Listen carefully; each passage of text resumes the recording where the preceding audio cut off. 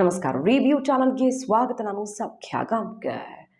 ಸದ್ಯ ಕೈಪಾಳ್ಯ ಮೊದಲ ಪಟ್ಟಿಯನ್ನು ರಿಲೀಸ್ ಮಾಡಿದೆ, ಅಭ್ಯರ್ಥಿಗಳ ಲಿಸ್ಟ್. ಇನ್ನೇನು ಮಹತ್ವ ಪಡ್ಕೊಂಡಿರೋ ಹೈ ವೋಲ್ಟೇಜ್ ಕ್ಷೇತ್ರಗಳಿಗೆ ಸದ್ಯದಲ್ಲೇ ನೆಕ್ಸ್ಟ್ ವೀಕಲ್ಲಿ ರಿಲೀಸ್ ಆಗಲಿಕ್ಕಿದೆ. ಈ ಹೊತ್ತಲ್ಲಿ ಸದ್ದು ಮಾಡ್ತಿರೋದು ಸುನಿಲ್ ಕಣಗೋಲು ರಿಪೋರ್ಟ್. ನಾವೀಗಾಗಲೇ ಇಟ್ಟಿದ್ದೀವಿ, ನಿಮ್ಮ ಮುಂದೆ ಮಾಹಿತಿ ಕೊಟ್ಟಿದ್ದೀವಿ. ಸುನಿಲ್ ಕಣಗೋಲು ಸರ್ವೆ ಪ್ರಕಾರ ಈ ಹಂತದಲ್ಲಿ ಕೊನೆ ಕ್ಷಣದಲ್ಲಿ ಅವ್ರು ಮಾಡಿರುವಂಥ ಫೈನಲ್ ಸರ್ವೆ ಪ್ರಕಾರ 7ರಿಂದ 8 ಸ್ಥಾನಗಳು ಕಾಂಗ್ರೆಸ್ಗೆ. ಪ್ರಭಾವಿಗಳನ್ನೇ ನಿಲ್ಲಿಸಬೇಕು, ಮಿನಿಸ್ಟ್ರುಗಳ ಅಖಾಡಕ್ಕೆ ಇಳಿಬೇಕು. 8+ ಆಗಬೇಕಂದ್ರೆ ರಣತಂತ್ರ ಬೇರೆ ಥರ ಇರಬೇಕು ಅಂತ ಎಚ್ಚರಿಕೆ ಸಂದೇಶ ಕೊಟ್ಟಿದ್ದಾರೆ. ಅದಕ್ಕನುಗುಣವಾಗಿಯೇ ಈಗ ಟಿಕೆಟ್ ಕೊಡೋಕೆ ಮುಂದಾಗ್ತಿರೋದು. ಮಿನಿಸ್ಟ್ರುಗಳಿಗೆಲ್ಲ ಹೈಕಮಾಂಡ್ ಅಂತಿಮ ಆದೇಶ, ಸಂದೇಶ ಅಲ್ಲ ಇದು, ಆದೇಶ ಕೊಟ್ಟಿರೋದು ಸ್ಪರ್ಧೆ ಮಾಡಲೇಬೇಕು ಅಂತ. ಹಾಗಾದರೆ ಸುನಿಲ್ ಕಣಗೋಲು ಕೊಡ್ತಿರೋ ಪಟ್ಟಿ ಪ್ರಕಾರ ಯಾವ್ಯಾವ ಕ್ಷೇತ್ರಗಳಲ್ಲಿ ಕಾಂಗ್ರೆಸ್ಗೆ ಪೂರಕವಾಗಿದೆ ವಾತಾವರಣ, ಗೆಲ್ಲೋ ಚಾನ್ಸ್ ಅಂತ ಆ 8 ಅಂತ ಹೇಳ್ತಿದ್ದಾರಲ್ಲ, ಸೊ ಅದು ಎಲ್ಲೆಲ್ಲಿ BJPಯನ್ನು ಹಾಕ್ತೀವಿ ನಾವು ಅಂತ ಇರುವಂಥದ್ದು ಎಲ್ಲೆಲ್ಲಿ, 1 by 1 ನೋಡ್ತಾ ಹೋಗೋಣ. ಮಿಸ್ ಮಾಡಿದ್ರೆ ನಮ್ಮ ಚಾನಲ್ನ ಸಬ್ಸ್ಕ್ರೈಬ್ ಮಾಡಿ, ಹಾಗೆ ನಿಮ್ಮ ಅಭಿಪ್ರಾಯ ಕಮೆಂಟ್ ಮಾಡಿ ತಿಳಿಸಿ. ಸುನಿಲ್ ಕಣಗೋಲು ಅವರ ಸಜೆಷನ್, ಅವರ ಸರ್ವೆಯನ್ನು ಹೈಕಮಾಂಡ್ ಬಹಳ ನಂಬತ್ತೆ. ಕರ್ನಾಟಕದಲ್ಲಂತೂ ಅವರ ಫಾರ್ಮುಲಾ 100% ಸಕ್ಸೀಡ್ ಆಗಿದೆ.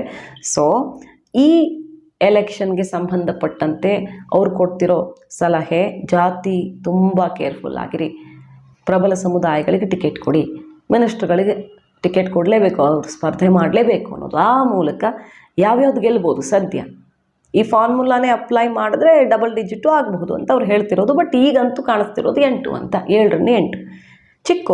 ಚಿಕ್ಕೋಡಿಯಲ್ಲಿ ಬಹುತೇಕ ಲಕ್ಷ್ಮೀ ಹೆಬ್ಬಾಳ್ಕರ್ ಮಗನ ಸ್ಪರ್ಧೆ ಖಚಿತ ಅಂತ ಅನ್ನಿಸ್ತಾ ಇದೆ. ಇನ್ನೂ ಟಿಕೆಟ್ ಔಟ್ ಆಗಿಲ್ಲ. ಬೆಳಗಾವಿದು ಸ್ವಲ್ಪ ಜಟಾಪಟಿ ಜೋರಿರೋದ್ರಿಂದ ಕಾದಿರಿಸಲಾಗಿದೆ. ಅಲ್ಲಿ ಮೃಣಾಲ್ ಸ್ಪರ್ಧೆಗೆ ಈಗಾಗಲೇ ತಯಾರಿನೂ ಶುರುವಾಗ್ಬಿಟ್ಟಿದೆ.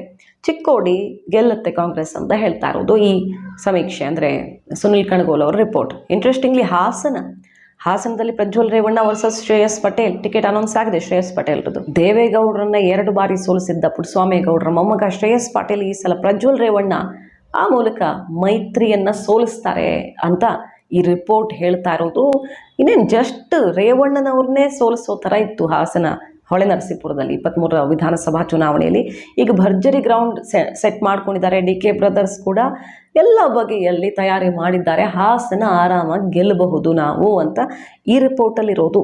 ಇನ್ನು ಹಾವೇರಿಯಲ್ಲಿ ಬೊಮ್ಮಾಯಿ ಅವರು ಸ್ಪರ್ಧೆ ಮಾಡ್ತಾರಾ, ಕಾಂತೇಶ್ ಅವರು ಸ್ಪರ್ಧೆ ಮಾಡ್ತಾರಾ, BJPಯಲ್ಲಿ ಇನ್ನೂ ಗೊಂದಲ ಮುಂದುವರಿತಾ ಇದೆ.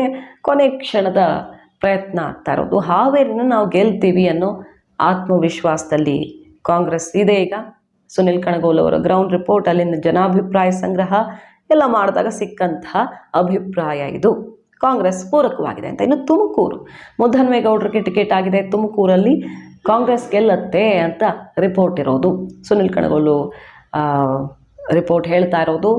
ಅಲ್ಲಿ ಸೋಮಣ್ಣವ್ರಿಗೆ ಬಹುತೇಕ BJPಯಿಂದ ಅಂತಿಮ ಅಂತಲೇ ಹೇಳಲಾಗ್ತಿದೆ. ಮಾಧುಸ್ವಾಮಿ ಅವ್ರಿಗೆ ಸಿಟ್ಟು, ಲೋಕಲ್ BJP ಅವರ ಆಕ್ರೋಶ, ಇದರ ಪರಿಣಾಮ ತುಮಕೂರಲ್ಲೇನು ಮುದ್ದಹನುಮೇಗೌಡರಿಗೆ ಎಲ್ಲ ಥರ ಪೂರಕವಾಗಿದೆ ಅಂತಲ್ಲ, ಅಲ್ಲೂ ಬಂಡಾಯ ಎದ್ದಿದೆ.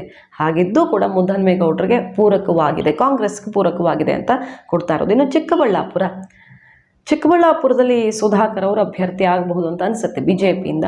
ಕಾಂಗ್ರೆಸ್ಸಲ್ಲಿ ರಕ್ಷಾ ರಾಮಯ್ಯ ಅವರು ಎಲ್ಲ ತಯಾರಿ ಮಾಡ್ಕೊಂಡಿದ್ದಾರೆ. ಚಿಕ್ಕಬಳ್ಳಾಪುರ ಕೂಡ ನಮಗೂ ವಾತಾವರಣ ಪೂರಕವಾಗಿದೆ ಅಂತ ಹೇಳ್ತಾ ಇರೋದು. ಬಟ್ ಈ ಲಿಸ್ಟಲ್ಲಿ ಕೋಲಾರ ಇಲ್ಲ. ಸುನಿಲ್ ಕಣಗೋಲು ರಿಪೋರ್ಟ್ ಪ್ರಕಾರ ಕೋಲಾರ ಇಲ್ಲ, ಚಿಕ್ಕಬಳ್ಳಾಪುರ ಇದೆ. ಹಾಗೆ ಚಾಮರಾಜನಗರ ಬಹುತೇಕ ಎಕ್ಸ್ಪೆಕ್ಟೆಡ್ ಕಾಂಗ್ರೆಸ್ಗೆ ಅದು ಸಿಗಬಹುದು ಅನ್ನೋ ಥರ ಇದೆ. BJP ಸದ್ಯದ ಪರಿಸ್ಥಿತಿ ನೋಡಿದ್ರೆ ಅಚ್ಚರಿ ಅಭ್ಯರ್ಥಿ ಯಾರಾದರೂ ಹಾಕಿ ಗೊತ್ತಿಲ್ಲ. ಶ್ರೀನಿವಾಸ್ ಪ್ರಸಾದ್ ನಿವೃತ್ತಿ ಬಳಿಕ ಅಲ್ಲಿ ಸ್ವಲ್ಪ ಟೆನ್ಷನ್ ಅಂತೂ ಇದೆ BJPಗೆ. ಹಾಗಾಗಿ ಈ ಸಲ ಮಹದೇವಪ್ಪನವರೇ ಅಖಾಡಕ್ಕೆ ಕೀಳಿದ್ರೆ ಅಥವಾ ಅವರ ಮಗನಿಗೆ ಕೊಡ್ತಾರೋ ಗೊತ್ತಿಲ್ಲ. ಬಹುತೇಕ ಚಾಮರಾಜನಗರ ವಿನ್ ಅಂತ ಕಾಂಗ್ರೆಸ್ ಪಾಳ್ಯದಲ್ಲಿರೋದು ಸುನಿಲ್ ಕಣಗೋಲು ರಿಪೋರ್ಟ್ ಹೇಳ್ತಿರೋದು. ಇನ್ನು ಕೊಪ್ಪಳ ಕೂಡ ಕಾಂಗ್ರೆಸ್ಗೆ ಅನುಕೂಲಕರವಾಗಿದೆ.